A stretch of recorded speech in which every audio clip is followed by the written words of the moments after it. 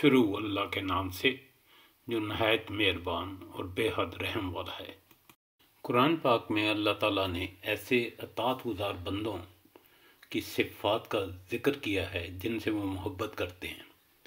ان میں سے سب سے پہلی صفت ہے کہ اللہ تعالیٰ ایمان والوں کو دوست رکھتا ہے۔ ان اللہ یحب المحسنین، ان اللہ یحب التوابین، ان اللہ یحب المتقین۔ اللہ تعالیٰ احسان کرنے والوں سے، توبہ کرنے والوں سے اور پرہیزگاروں سے محبت کرتا ہے۔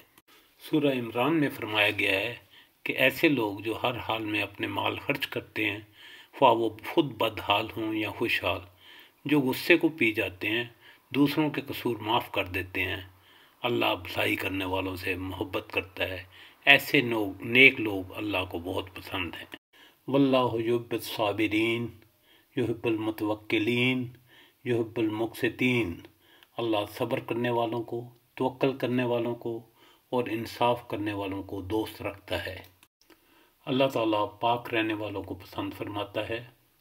اللہ کو وہ لوگ بہت پسند ہیں جو اس کی راہ میں جہاد کرتے ہیں، صف بستہ ہو کر لڑتے ہیں، گویا کہ وہ ایک سیسہ پلائی ہوئی دیوار ہیں۔